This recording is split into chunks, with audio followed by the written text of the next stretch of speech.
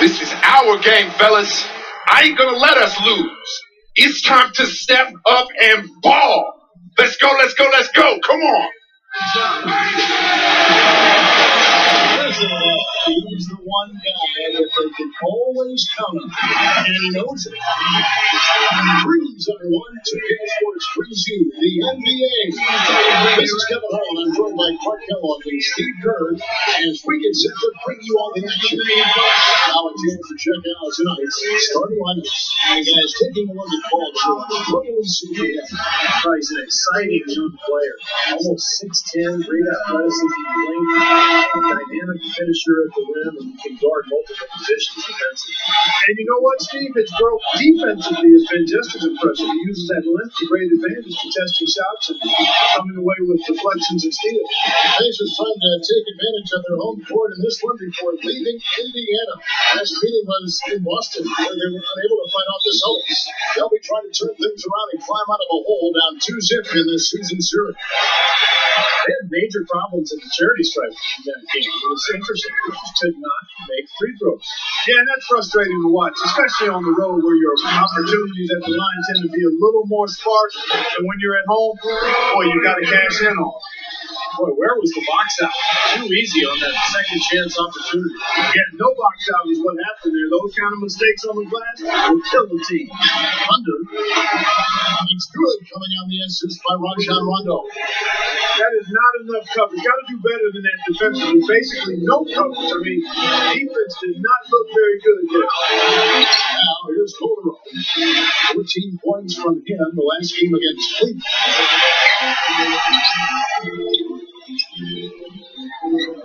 Picks it out to Granger. Shot clock at 6. That's good. Granger's got himself going with the triple, his first basket of the game. Pacers on defense. Coming into this, having notched a win against Cleveland in their last game. Yeah, in the end, it wasn't even close. They had points coming from all over the floor. Boy, they were locked in and ready to roll. And offensively, they just had a rhythm that was impressive. Court top misses. Tough D on the inside. Put up a roadblock. Construction barrel right there. That's what he brings defensively. That's terrific defense right there to prevent from converting in close. Now here's Rondo, following the miss by Danny Granger. A 2 with the ball. George picks him up. Here's Thunder, and the Celtics hit again from deep. That's just run of the mill for him. A typical day at the office. He's one of the more skilled offensive players out there. Well, was the Boston Celtics, their last game, a loss to the Bobcats in Charlotte. And the fact that they still had a shot at the end of the game is really amazing because it was an all-time for a lot of their guys. And it was close enough, Steve, that they didn't need a perfect game from everybody. Even just a little bit more of a contribution from one or two of their key players would have done it for them. Thank you, down the court, John.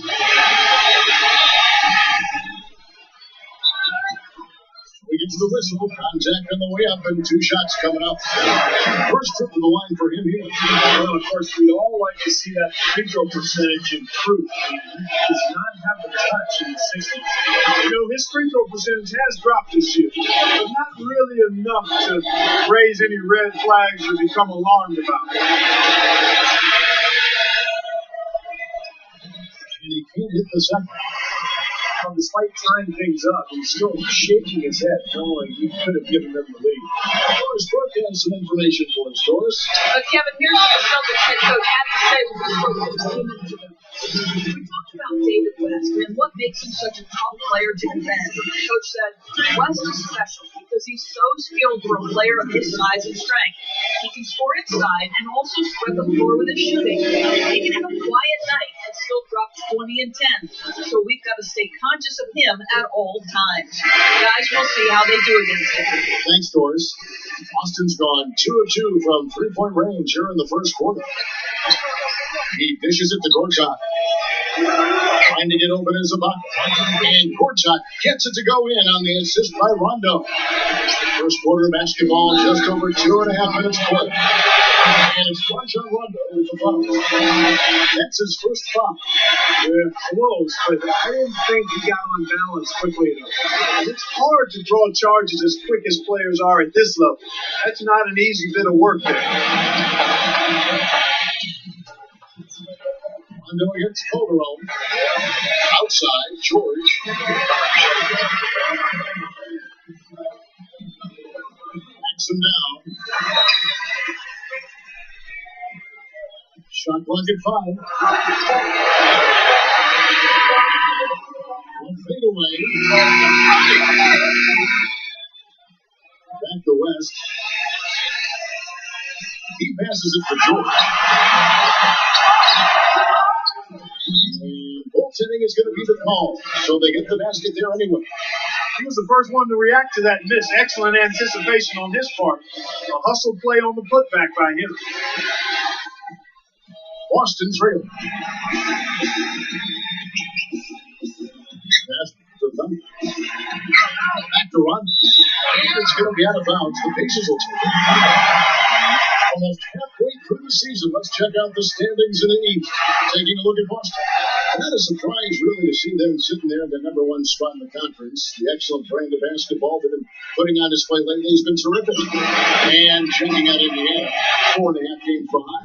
You know, looking at the Celtics, they've done it again this season. They established themselves as one of the league's elite teams. And, you know, that's really the mark of a great franchise, Clark. And you can do it over and over again, particularly when the expectations are high, because the pressure's on, and all you can do is continue to work and compete and try to perform at the same level you've been at. And that's exactly what this team's doing. And here's Rondo after David West's spot.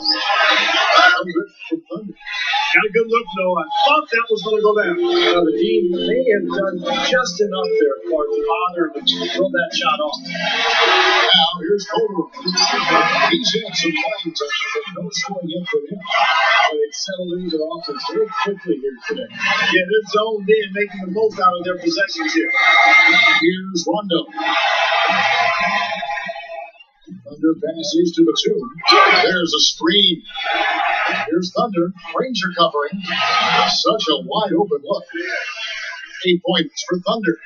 Whatever their plan was defensively that time, it didn't work. Not if it results in that shot. Calderon with he's picked up by Rondo. Calderon kicks to Granger. Out of bounds. Boston takes possession. Such a careless pass. You got to keep your head in the game here. Olenek is checked in for courtside.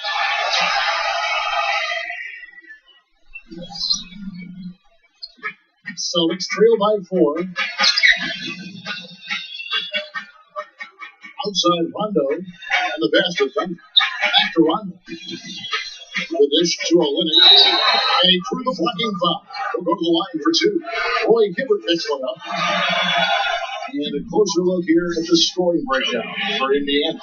And right from the start, guys, it's apparent they're determined to establish a presence in the paint. The other thing they've had going for them tonight is their passing. I mean, they're doing a nice job. Plenty of their points early on coming off assists. Miami's checked in for Indiana. He hits the second from the line. And here's Calderon. Hasn't scored yet, and I'm sure will change. Ranger outside. Defended by Batum. Ranger against Batum. Ranger misses. This is why you need size inside, the ability to contest shots and force misses. See, that's exactly right. Even when you get in close, it's still a tough shot. George with the ball. He's picked up by Rondo. George dishes to Calderon. He feeds it to Stroa.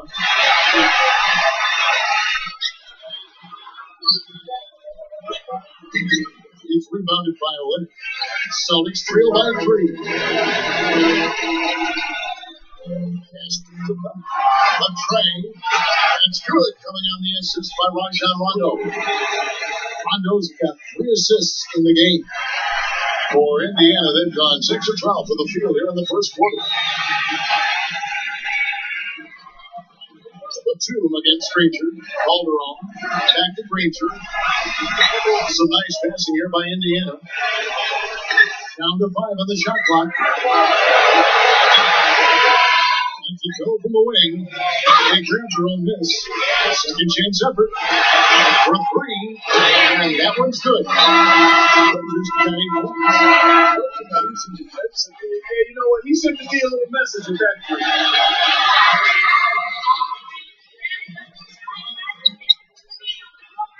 Celtics trail by 3. Outside Rondo.